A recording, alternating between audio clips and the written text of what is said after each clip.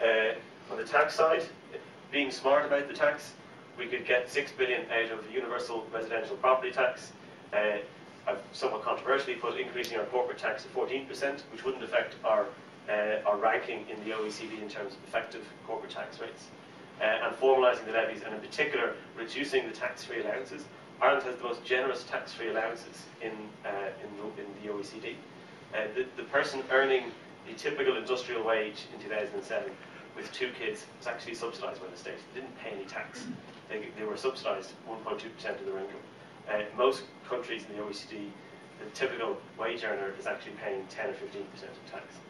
And then on the expenditure side, so the tax side, I say that's a recipe for 6 billion, because that's probably what we need to increase. The rest will be cyclical when we get back into the good times.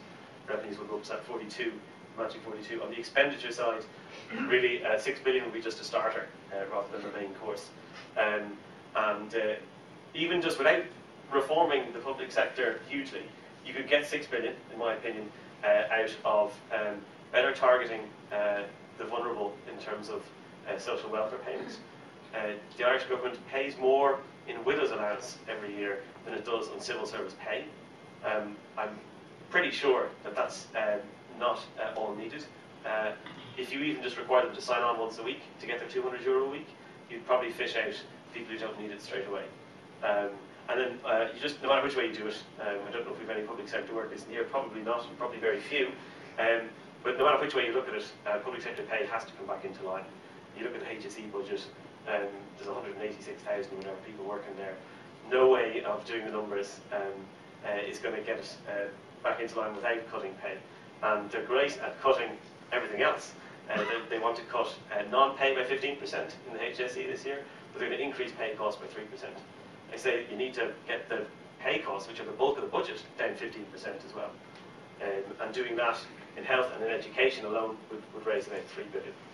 So I know I went on a mini rant towards the end, but hopefully that's set up some questions or comments, and we can have a discussion for the last 15 minutes or so.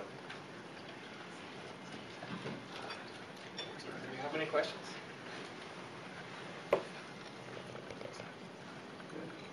Questions on the exports. Are they realistic going forward? Good question. The pharma exports are offsetting falls in other areas. And the only worry about pharma is it's a great acyclical sector to be in. The only worry is whether patents on key drugs expire. But my understanding is that Ireland also manufactures the generics. So we're well diversified from the patent risk. I'm not saying that we will have that. We will be an outlier always. Certainly over the next couple of years, we may actually see a fall in exports.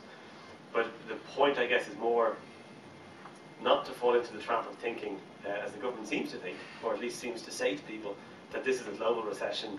You know, we're just being hit by global forces. If we were being hit by global forces, in addition to what we have at the moment, we'd certainly know about it.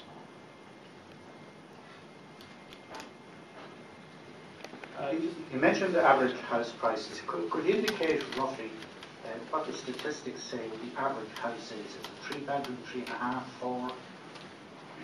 Well, that's a good question. I can guess now, and I can also send you the exact figures. Outside, well, in Dublin, the typical property is probably like a 2.9 bed. Something like that, because of the preponderance in the urban areas of 1 and 2 bedroom apartments. Probably it is 3 bed, maybe I should say. Outside of Dublin, certainly outside of the cities, it's likely to be 3.5 to 4 bed. As a follow-on question, doesn't that indicate that the price decreases if you normalise them to the same type of property, or even greater outside of Dublin? Very good question. I actually haven't done that, so it's an exercise for me to do some homework for me. You're probably right.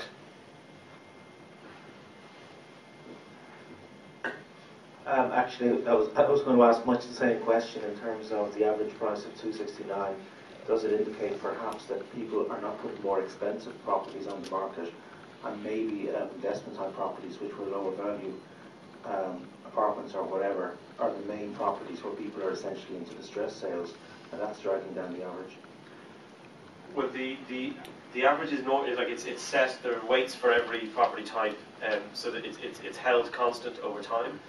Now, your argument could hold if within every single segment the sales that were going on were of a different quality to the average, but it's my sense that the sample sizes are large enough and the weights are held over so many different factors that that's actually not the case. It is what we're seeing.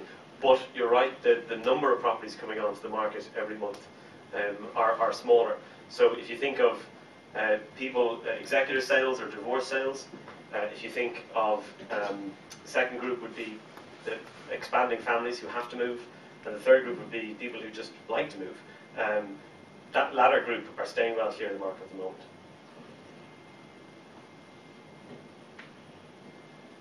Do you see any way of solving this problem of price disclosure? Because I just know myself in my personal experience of what I see, say, on a daft website and what property has actually been sold for. I'm talking more outside of the immediate Dublin area.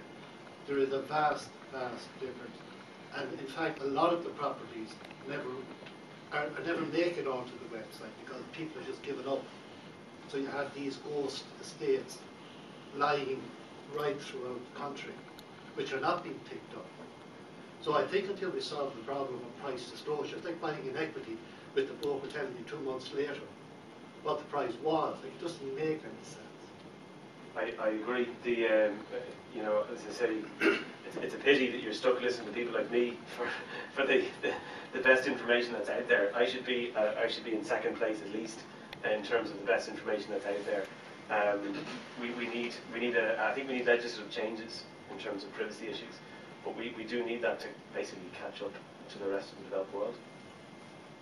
In terms of the Section 23 grants, do you have any thoughts on how many people might have avoided negative equity if the government had followed up at the time of the Bacon report and not caved in? That's a great question. Probably get me in a lot of trouble, but I think it's definitely worth exploring. Particularly when you see that map, wherever it was, of where it's worst affected. It'd be interesting to see where Section 23 was and how many properties were built, and whether there's a correlation between Section 23 builds and that map. I'd say there probably is some correlation, definitely. You mentioned a property tax. What sort of shape do you think it might be if it comes in, given the experience with the residential property tax, which seemed to cost more to collect than it actually raised? I think, as I said there, it could raise 3 billion. That 3 billion figure was based off 1% of the value of a property being paid every year, and that's obviously quite high. I say it more to be. I say these things, particularly the first two, to be provocative rather than politically realistic. I think probably maybe a better way even to tax property is to tax on land value, because that changes less dramatically than house prices. So this would be a pro-cyclical budget measure, just taxing 1% of the value, because the value falls, government gets hit. So that maybe it's not that clever. Taxing on land value encourages better land use, and also is probably more stable. In terms of what will actually come in, I think they're probably going to end up doing something pretty regressive. They're going to have probably only maybe 4 or 5 bands, and you pay a figure based on those bands.